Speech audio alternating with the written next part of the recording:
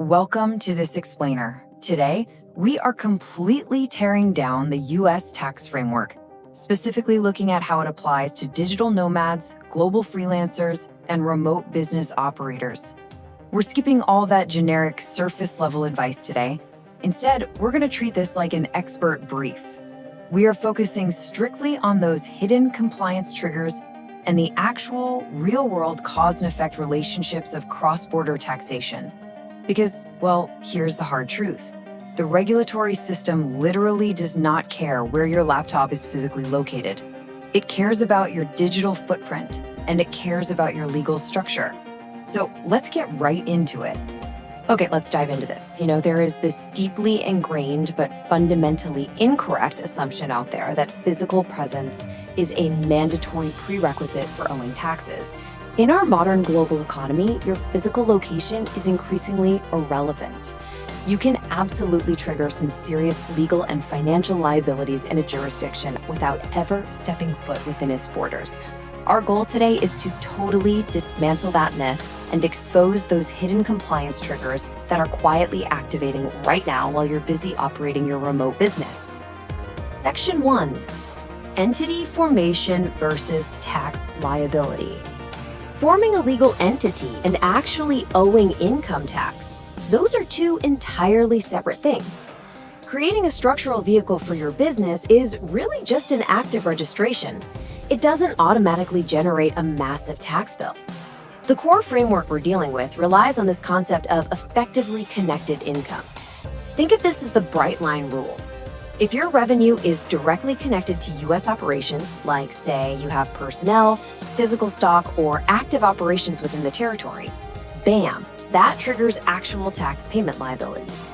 But imagine you're a freelance developer coding from a beach in Spain, providing foreign service income entirely from abroad. That income is generally categorized as non-connected. But pay close attention here. Non-connected income does not mean you are invisible to the system. It strictly triggers mandatory informational reporting requirements. So the crucial point is that the absence of a tax bill does not equal the absence of a legal obligation. The tax authority's absolute primary tool for global oversight is data collection. If you operate a US entity as a remote holding structure just to process payments, but you actually perform all the services in another country, you likely won't owe a dime in federal income tax. However, the legal framework still demands a formal informational return. The government basically requires you to officially declare the nature of your transactions so they can track the flow of capital. And ignoring this requirement, that carries massive, painful penalties, even if the tax you owe is literally zero. Your choice of business structure instantly locks you into a very specific reporting path. A single-member LLC for a non-resident acts as a disregarded pass-through. What does that mean? It means it requires informational filings detailing transactions with foreign owners. It's relatively simple, but add just one partner to form a multi-member LLC and boom, you escalate to a formal partnership return with pass-through liability. Decide to go with a C corporation? Well, you strip away all those pass-through benefits entirely. That mandates a full corporate return and subjects the entity to strict US corporate taxes, regardless of where the owners actually live. The structure dictates your burden. Now, here is where things get a little murky.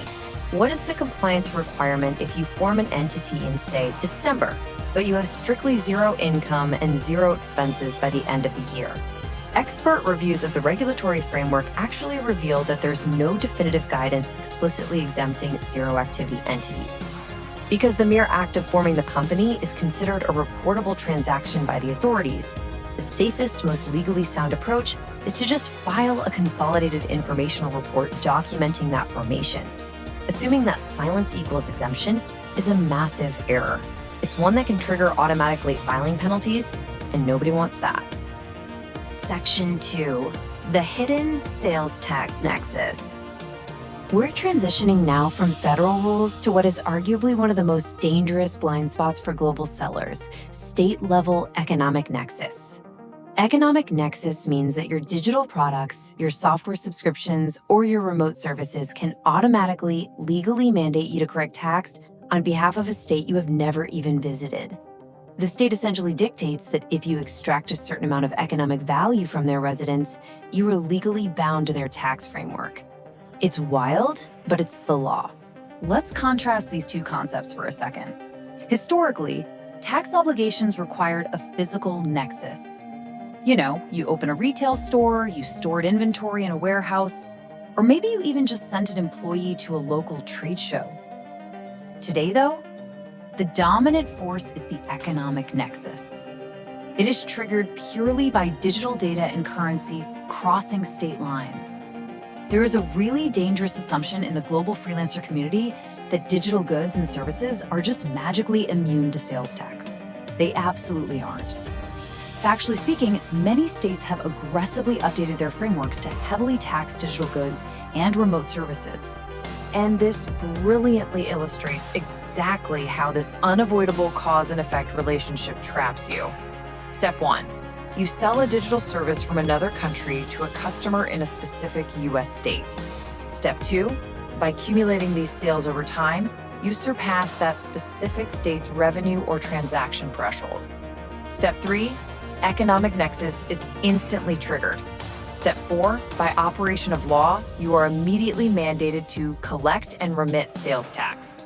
You have suddenly, almost out of nowhere, become an unpaid tax collector for a foreign jurisdiction, often without even actively realizing it. I want to highlight a pretty brutal reality from the expert data. The cost of non-compliance can be anywhere from 3 to 10 times the cost of actual compliance. If you think distance protects you from these nexus triggers, think again. The state will eventually find you, often when you try to formalize your business later on or open US bank accounts. And the back taxes, the compounding interest, and the penalties, they will severely punish you for not recognizing the economic nexus when it was first triggered. Section 3, Freelance Income Reporting Mechanisms. You know, the tax authority doesn't just sit back and rely solely on the honor system. They rely heavily on third-party verification. They receive a continuous, massive stream of informational forms detailing your income long before you ever even file a return. Think about it. If you act as an independent contractor, your clients report non-employee compensation. Earn royalties? That's categorized and reported as miscellaneous income. Use a payment processor to sell digital goods? Yep, they report your network transactions.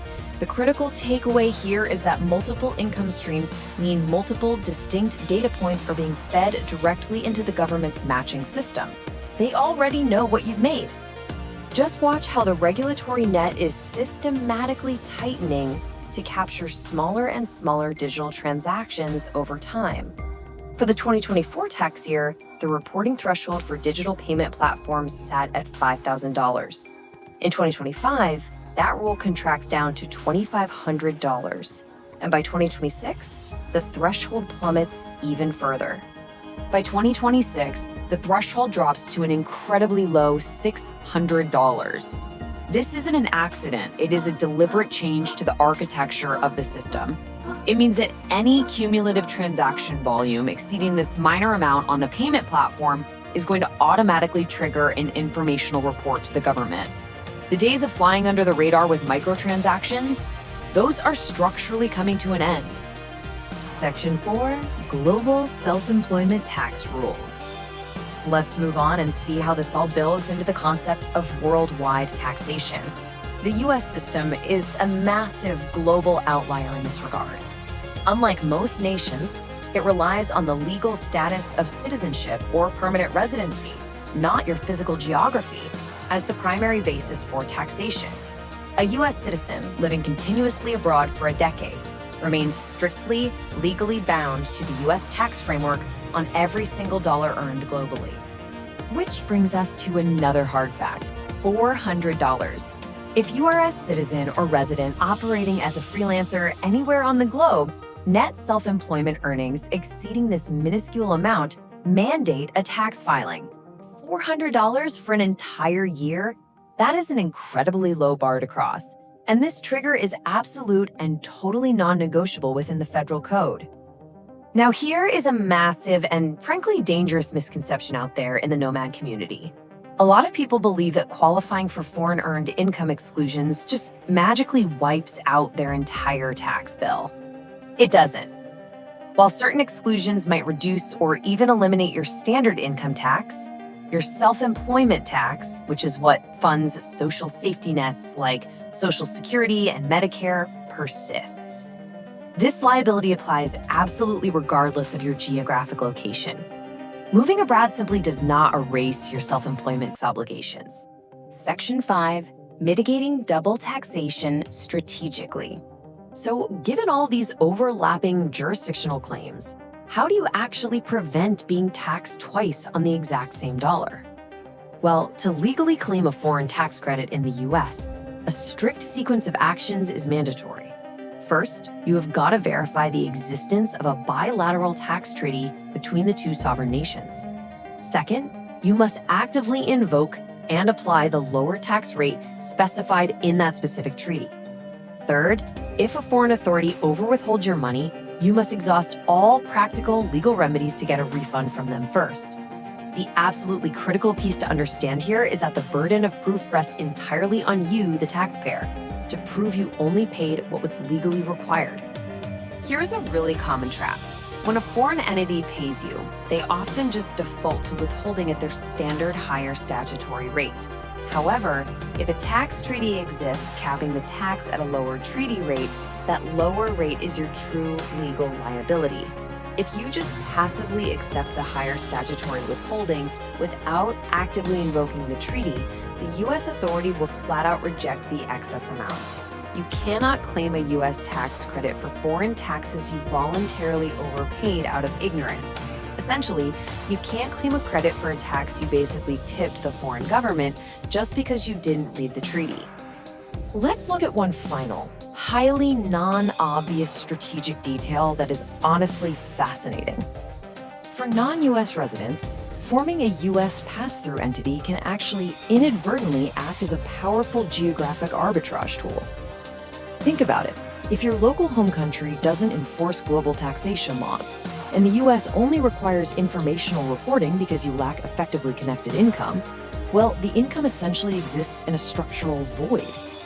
Understanding exactly how the rules of two different sovereign codes interact with each other is the absolute key to advanced global operations. So, which leaves us with the ultimate question. Are your global digital operations inadvertently building a hidden tax liability you won't discover until it's far too late? By treating taxation not as some annoying afterthought, but as a rigid set of cause and effect rules, you can absolutely bulletproof your remote business. Take a hard look at your own structure today. Thank you so much for joining me for this explainer, and keep learning.